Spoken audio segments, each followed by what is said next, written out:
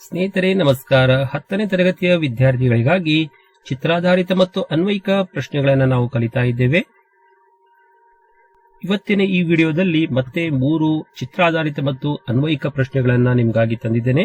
ಮೊದಲನೇ ಪ್ರಶ್ನೆ ಇಲ್ಲಿ ಚಿತ್ರದಲ್ಲಿ ತಾವು ನೋಡ್ತಾ ಇದ್ದೀರಿ. ಎ ಮತ್ತು ಬಿ ಅನ್ನುವಂತಹ 2 ರಕ್ತನಾಳಗಳ ಚಿತ್ರ ಇದೆ.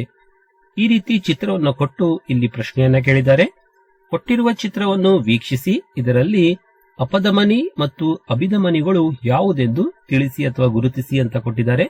ಅವುಗಳ ರಚನೆಯಲ್ಲಿರುವ 2 ವ್ಯತ್ಯಾಸವನ್ನು ಬರೆಯಿರಿ ಅಂತ ಕೊಟ್ಟಿದ್ದಾರೆ. ಸೊ ಎ ಮತ್ತು ಬಿ ಇದರಲ್ಲಿ ಯಾವುದು ಅಪಧಮನಿ ಯಾವುದು ಅಭಿಧಮನಿ ಅನ್ನೋದನ್ನ ನಾವಿಲ್ಲಿ ಗುರುತಿಸಬೇಕು. ಸ್ನೇಹಿತರೆ, ತಮಗೆಲ್ಲ ಗೊತ್ತಿರುವ ಹಾಗೆ ಅಪಧಮನಿ ಮತ್ತು ಅಭಿಧಮನಿಯ ಭಿತ್ತಿಯಲ್ಲಿ ವ್ಯತ್ಯಾಸ ಇರುತ್ತದೆ. ಯಾವ ರಕ್ತನಾಳದ ಭಿತ್ತಿ ದಪ್ಪವಾಗಿರ್ತದೋ ಅದು ಅಪಧಮನಿ ಆಗಿದೆ. ಸೊ ಇಲ್ಲಿ ತಾವು ನೋಡಬಹುದು, ಎ ಚಿತ್ರದಲ್ಲಿ ಕೊಟ್ಟಿರುವಂತಹ ರಕ್ತನಾಳ 4 ಭಿತ್ತಿಯನ್ನ ಹೊಂದಿದೆ. ಅಂದರೆ ಇದರ ಒಂದು ಭಿತ್ತಿ ದಪ್ಪವಾಗಿದೆ. ಆದ್ದರಿಂದ ಚಿತ್ರ ಎ ಅಪಧಮನಿಯನ್ನು ಪ್ರತಿನಿಧಿಸುತ್ತದೆ. ನಂತರ ಚಿತ್ರ ಬಿ ಇಲ್ಲಿ ತಾವು ನೋಡಬಹುದು, ಇದರ ಒಂದು ಭಿತ್ತಿ ತೆಳುವಾಗಿದೆ, ಜೊತೆಗೆ ಇಲ್ಲಿ ಕವಾಟಗಳನ್ನು ಕೂಡ ಹೊಂದಿದೆ. ಸೊ ತೆಳುವಾದ ಭಿತ್ತಿಯನ್ನು ಹೊಂದಿದ್ದು ಕವಾಟಗಳು ಕೂಡ ಇರುವಂತದ್ದು ಅದು ಅಭಿಧಮನಿ ಆಗಿರ್ತದೆ. ಇನ್ನು ಅವುಗಳ ರಚನೆಯಲ್ಲಿರುವಂತಹ ವ್ಯತ್ಯಾಸವನ್ನ ಕೇಳಿದ್ದಾರೆ. ಸೊ ಇಲ್ಲಿ ಅಪಧಮನಿಯು ದಪ್ಪವಾದ ಸ್ಥಿತಿಸ್ಥಾಪಕ ಭಿತ್ತಿಯನ್ನ ಹೊಂದಿದೆ ಅಂತ ತಾವು ಬರೀಬೇಕು, ಮತ್ತು ಅಭಿಧಮನಿಯು ತೆಳುವಾದ ಭಿತ್ತಿಯನ್ನ ಹೊಂದಿದೆ ಮತ್ತು ಕವಾಟಗಳನ್ನು ಕೂಡ ಹೊಂದಿದೆ ಅಂತ ಬರೀಬೇಕು. ಇನ್ನು ಇದೇ ಪ್ರಶ್ನೆಯಲ್ಲಿ ಆ ರೀತಿ ರಕ್ತನಾಳಗಳು ಅಪಧಮನಿಗಳು ಅಭಿಧಮನಿಗಳು ರಚನೆಯಲ್ಲಿ ವ್ಯತ್ಯಾಸವಿರಲು ಕಾರಣವೇನು ಅಥವಾ ಅವುಗಳ ಕಾರ್ಯ ಏನು ಅಂತ ಕೇಳಿದ್ರೆ ಈ ರೀತಿಯಾದ ವಿವರಣೆಯನ್ನ ತಾವಿಲ್ಲಿ ಕೊಡಬೇಕಾಗ್ತದೆ.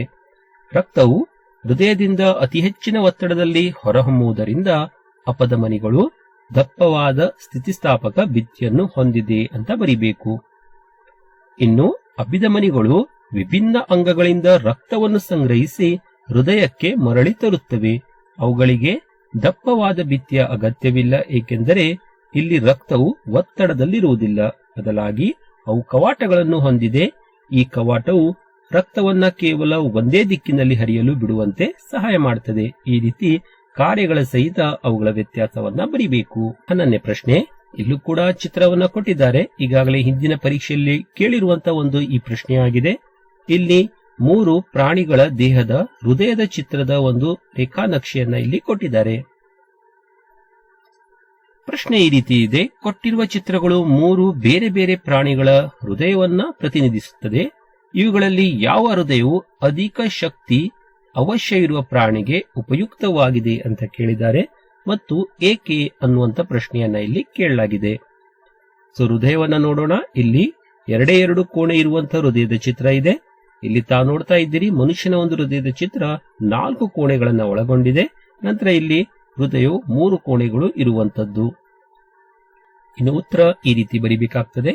ಚಿತ್ರ 2ರಲ್ಲಿರುವ ಹೃದಯದ ರಚನೆಯು ಅಧಿಕ ಶಕ್ತಿ ಅವಶ್ಯವಿರುವ ಪ್ರಾಣಿಗೆ ಉಪಯುಕ್ತವಾಗಿದೆ. ಅಂದ್ರೆ 4 ಕೋಣೆ ಇರುವಂತಹ ಈ ಒಂದು ಹೃದಯ ಹೆಚ್ಚು ಶಕ್ತಿಯನ್ನ ಪೂರೈಸಲಿಕ್ಕೆ ಸಹಾಯ ಮಾಡ್ತದೆ.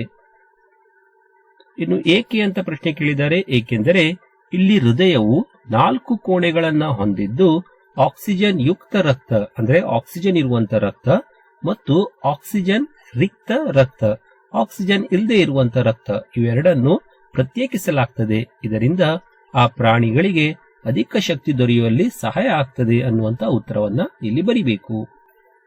12ನೇ ಪ್ರಶ್ನೆ, ಕೊಟ್ಟಿರುವ ಚಿತ್ರವು ಮಾನವನ ಹೃದಯವನ್ನ ಪ್ರತಿನಿಧಿಸುತ್ತದೆ. ಇಲ್ಲಿ ಮಾನವನ ಹೃದಯದ ಒಂದು ಚಿತ್ರವನ್ನ ಕೊಟ್ಟಿದ್ದಾರೆ.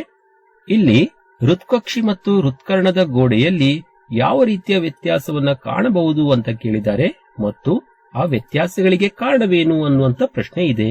ಸ್ನೇಹಿತರೆ, ತಮ್ಗೆ ಗೊತ್ತಿರುವ ಹಾಗೆ ಮೇಲೆ ಇರುವಂತಹ ಈ 2 ಕೋಣೆಗಳನ್ನ ನಾವು ಹೃತ್ಕರ್ಣ ಅಂತ ಕರೀತೇವೆ. ಕೆಳಗಡೆ ಇರುವಂತಹ ಈ 2 ಹೃದಯದ ಕೋಣೆಗಳಿಗೆ ಹೃತ್ಕುಕ್ಷಿ ಅಂತ ಕರೀತೇವೆ. ಇವುಗಳಲ್ಲಿ ಅಥವಾ ಇವುಗಳ ಗೋಡೆಗಳಲ್ಲಿ ಯಾವ ರೀತಿ ವ್ಯತ್ಯಾಸ ಇದೆ?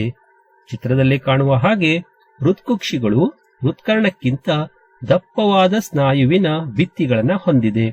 ತಾವಿಲ್ಲಿ ನೋಡಬಹುದು, 2 ಹೃತ್ಕಕ್ಷಿಗಳು ದಪ್ಪವಾದಂತಹ ಒಂದು ಸ್ನಾಯುವಿನ ಭಿತ್ತಿಯನ್ನ ಹೊಂದಿದೆ. ಹೃತ್ಕರ್ಣಗಳು ತೆಳುವಾದ ಒಂದು ಭಿತ್ತಿಯನ್ನ ಹೊಂದಿರುವಂತದ್ದು. ಈ ವ್ಯತ್ಯಾಸಕ್ಕೆ ಕಾರಣವೇನು ಅಂತ ಕೇಳಿದ್ದಾರೆ.